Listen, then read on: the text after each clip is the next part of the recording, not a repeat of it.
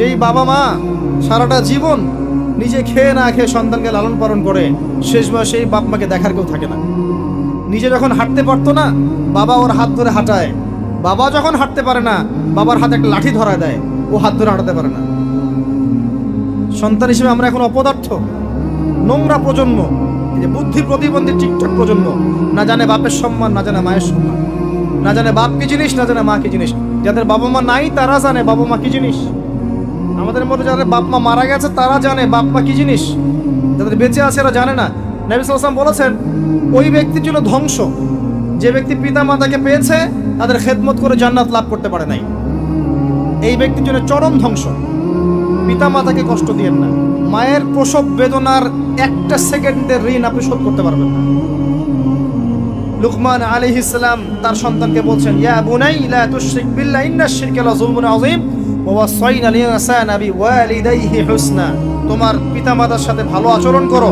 হামালাতহু উম্মুহু ওয়াহনান আলা ওয়াহন।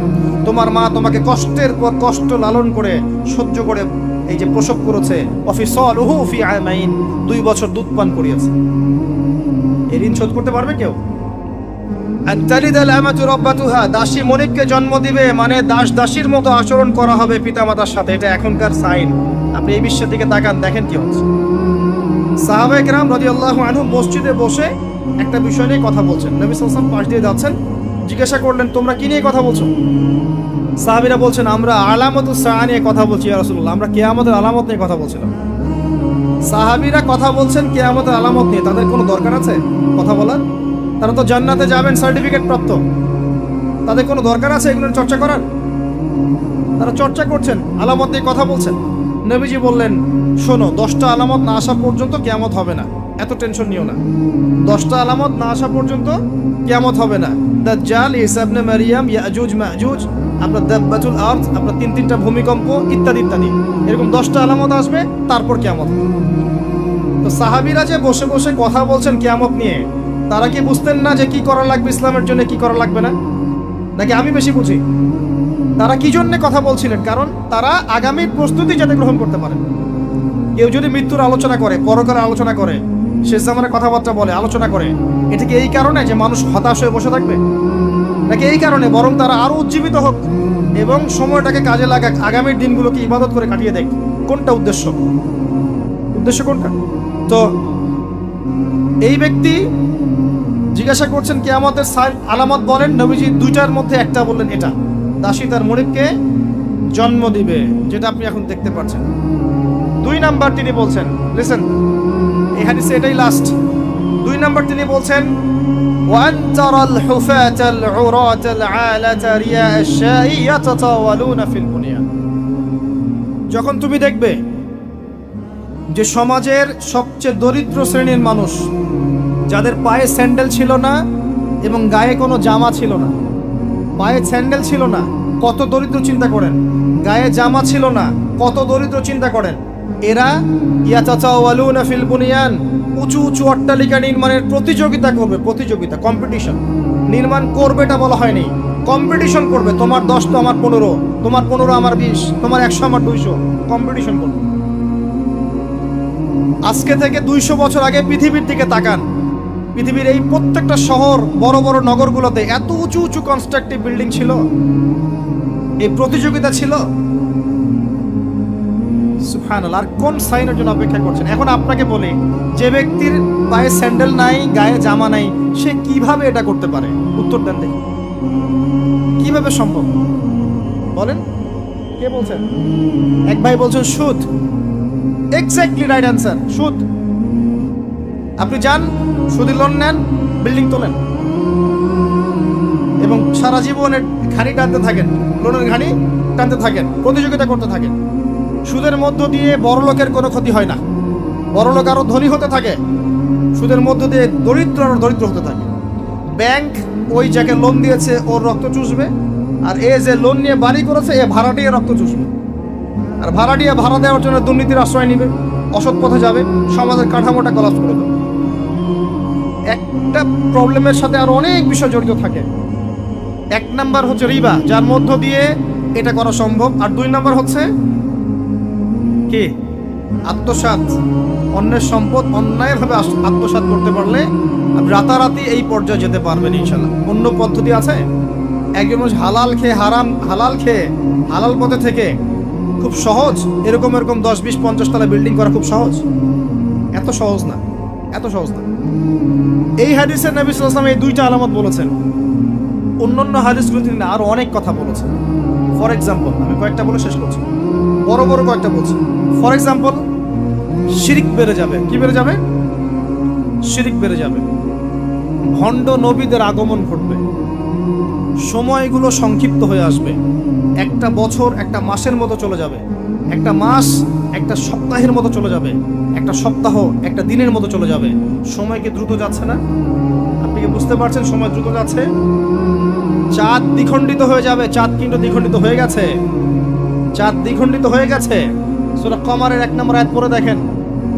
বেশি আল্লাহর গজব আসবে, মহামারী আসবে, ঝড়, জলোচ্ছ্বাস, প্রাকৃতিক দুর্যোগ বেশি আসতে থাকবে এবং এমন সব রোগের আবির্ভাব ঘটবে যেগুলো কখনোই ছিল না পৃথিবীতে। এইডসের নাম মানুষ আগে শুনেছিল?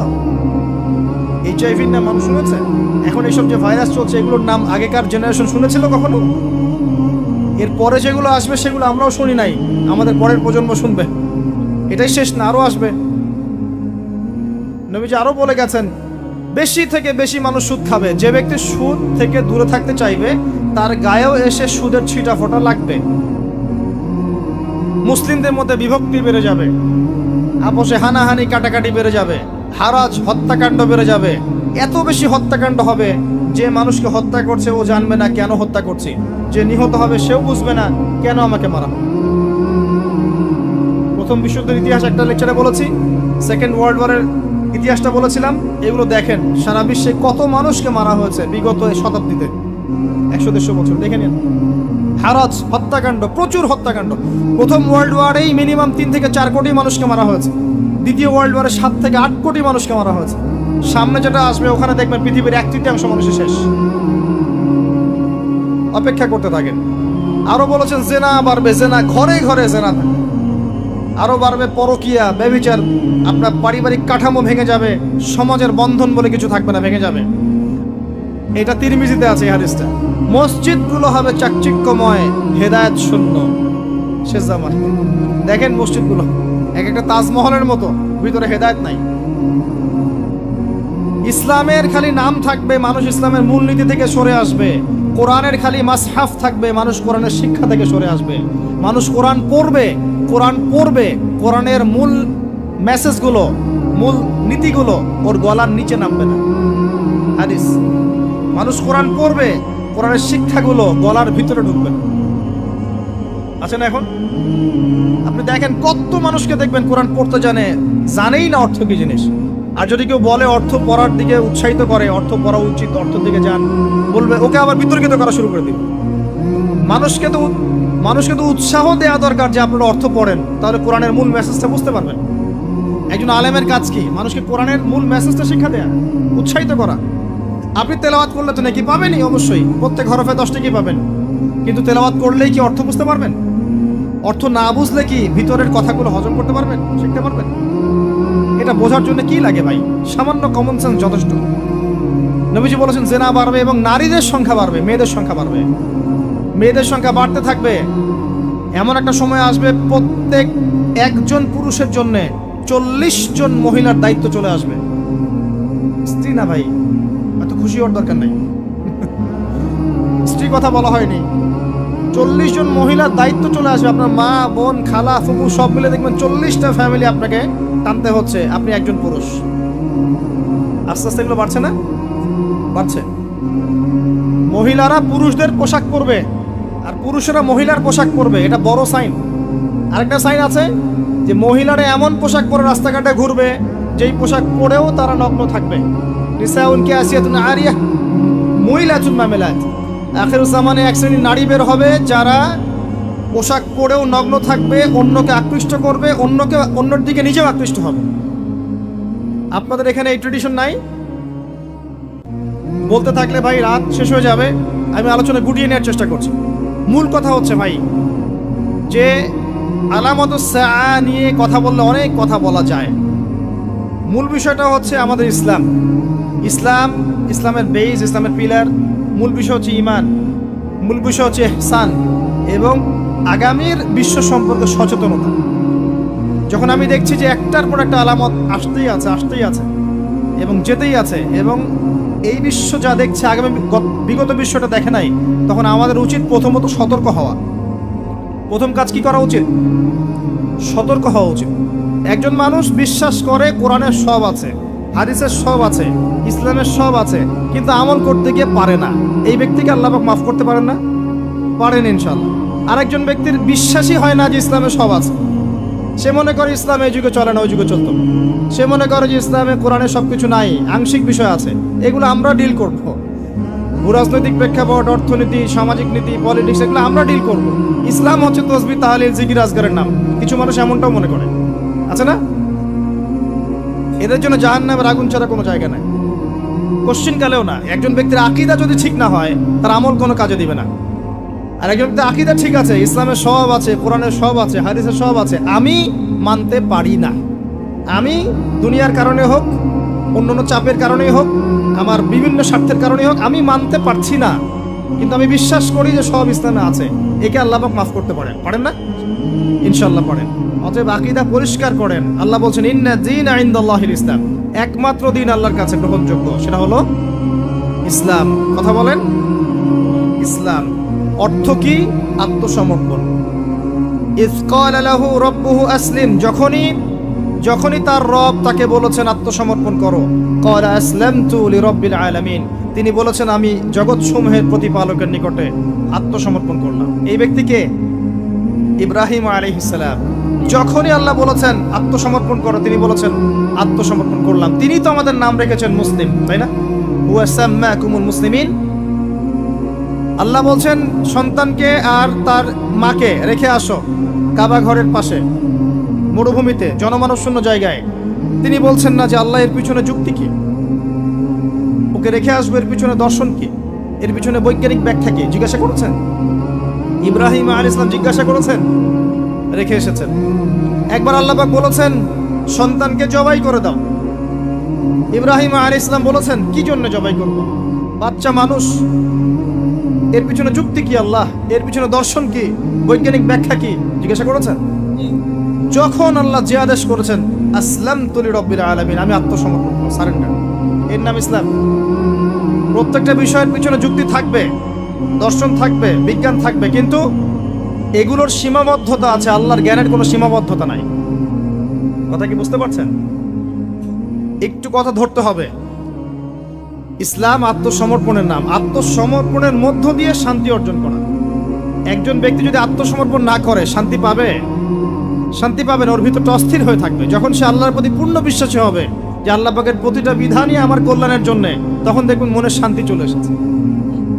আর যদি অশান্ত থাকে, না এটা ঠিক হতেও পারে, নাও হতে পারে, সংশয়বাদী হয়, বুদ্ধিবাদী হয়, বা অভিজ্ঞতাবাদী হয়, বা সমন্বয়ী মতবাদে বিশ্বাস করে, বা অন্যান্য দার্শনিক মতবাদগুলোতে বিশ্বাস করে, ভোগবাদী হয়, বস্তুবাদী হয়, দেখবেন সে মনে শান্তি পাবে না।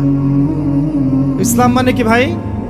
আত্মসমর্পণের মাধ্যমে শান্তি অর্জন করা। আল্লাহ পাক যদি আপনাকে বলেন 5 ওয়াক্ত সালাত পড়তে হবে, আপনি কি জিজ্ঞাসা করবেন কেন পড়বো, যুক্তি কি, বিজ্ঞান কি, এর পিছনে জিজ্ঞাসা করবেন? যুক্তি, বিজ্ঞান, দর্শন সব সমস্যার সমাধান দিতে পারে? আমরা তো মনে করি পারে। যুক্তি, বিজ্ঞান, দর্শন সমস্ত সমস্যার সমাধান দিতে পারে? এত সহজ? আমরা যে বেঁচে আছি, আমাদের দেহের মধ্যে একটা রূহ আছে, আত্মা আছে। আত্মার সংজ্ঞা দিতে পেরেছে বিজ্ঞান, দর্শন, যুক্তি দিতে পেরেছে? আত্মা কাকে বলে, কত প্রকার, কি কি, কঠিন না তরল না বায়বীয় বলতে পেরেছে? সুবহানাল্লাহ। অথচ আত্মা বলে কি কিছু নাই? এই যে গাছের প্রাণ আছে, এই প্রাণ একটা রূহ না, আত্মা না? একটা পিঁপড়ার মধ্যে আত্মা আছে না? একটা পশু পাখির মধ্যে আত্মা আছে না? কিছু একটা তো আছে যার জন্য জীবিত আছে। যখন ডেড, তখন কিছু একটা নাই যেটা তার মধ্যে ছিল। কি ছিল না? আত্মা, রূহ, সোল, এটা সংজ্ঞা দিতে পারবে না। ফিলোসফিতে আমরা যতগুলো তত্ত্ব পড়েছি, কেউই আজ পর্যন্ত আত্মার সঠিক ডেফিনেশন দিতে পারে নাই। যাই হোক, ওইদিকে আমি যাচ্ছি না। মূল বিষয়টা হচ্ছে ইসলামের প্রত্যেকটা বিষয়কে আপনি যুক্তি, বিজ্ঞান, দর্শন দিয়ে প্রমাণ করতে পারবেনই জরুরি না, কারণ এগুলোর সীমাবদ্ধতা আছে। আল্লাহর ওহীর কোনো সীমাবদ্ধতা নাই। এগুলোর জ্ঞান সসীম, আল্লাহর জ্ঞান অসীম। কথা কি বুঝতে পারছেন? আল্লাহর জ্ঞানে সবকিছু ধরে, আমাদের বুদ্ধিতে সবকিছু কখনোই ধরবে না। ধরতে পারলে তো আমরাই রব হয়ে যেতাম। নাউজুবিল্লাহ। ইসলাম ছাড়া অন্য দিন চলবে কিনা প্রশ্ন, উত্তর আল্লাহ দিচ্ছেন সূরা আলে ইমরানের মধ্যেই। ওয়ামান ইয়াবতাগি গায়রাল ইসলামি দীনান ফালাই ইউকবাল মিনহু, কেউ যদি ইসলাম ছাড়া অন্য কোনো জীবন ব্যবস্থা তালাশ করে, ফালাই ইউকবাল মিনহু, আরবি যারা জানে টুকটাক ব্যাকরণ তারাও জানে, লাই ইউকবালা, কোশ্চিন কালেও কবুল করা হবে না। কখনো হবে এমন না, ফালাই ইউকবালা, কোশ্চিন কালেও কবুল করা হবে না, ফুল স্টপ। কেউ যদি ইসলাম ছাড়া অন্য কোনো জীবন ব্যবস্থা তালাশ করে, ইসলাম ছাড়া অন্য কোনো তন্ত্র, মন্ত্র, দর্শন ইত্যাদি তালাশ করে, এগুলোর মধ্যে সবকিছুর সমাধান খোঁজে, এগুলোর আনুগত্য করে, আল্লাহ বলছেন কোশ্চিন কালেও ওর কাছ থেকে কোনো আমল কবুল করা হবে না। ওয়া হুয়া ফিল আখিরাতি মিনাল খাসিরিন, এবং পরকালে সে ব্যক্তি খাসিরিন, ক্ষতিগ্রস্তদের অন্তর্ভুক্ত হবে ইনশাআল্লাহ তাআলা। বেস কি ইসলামের ভিত্তি কি? কোরআন এবং হাদিস। যদি কেউ বলে আমি কোরআন মানি হাদিস মানি না, সুস্পষ্ট কাফের। কেউ যদি বলে আমি কোরআন মানি নবীর হাদিস মানি না, সুস্পষ্ট কাফের, কোনো সন্দেহ নাই। সন্দেহ আছে? কোরআন এবং হাদিস এই দুটো পিলারের উপরে দাঁড়িয়ে আছে ইসলাম। ইজমা কিয়াস আছে, কিন্তু মূল থিম হচ্ছে কোরআন এবং হাদিস, এর উপর দাঁড়িয়ে আছে ইসলাম। এটাই একমাত্র দিন আল্লাহর কাছে যেখানে সমস্ত বিষয়ের সমাধান আছে। এর বাইরে অন্য কোনো দিন কেউ যদি খোঁজে, কোশ্চিন কালেও কবুল করা হবে না। এবং আরো একটা শর্ত আছে, কোরআন এবং হাদিস যেভাবে নবীজি বুঝেছেন, তার সাহাবীরা বুঝেছে, ওইভাবেই বুঝতে হবে, নতুন কোনো বুঝ চলবে না। কথা কি বুঝতে পারেন নাই? কোরআন এবং হাদিসের কিছু ব্যাখ্যা আছে না, এই ব্যাখ্যাগুলো নিজে মন গড়া করব না নবীর ব্যাখ্যা নিব? একটা আয়াত আছে কোরআনের মধ্যে, তোমরা সেহরি করো, পানাহার করো, যতক্ষণ না সাদা সুতা কালো সুতা থেকে আলাদা করা যায়। এখন কি আপনি রাতের বেলা সুতা নিয়ে বসে থাকবেন আর খাওয়া দাওয়া করবেন? কি করবেন? সাদা সুতা কালো সুতা পার্থক্য না করা পর্যন্ত কি খাওয়া দাওয়া করবেন?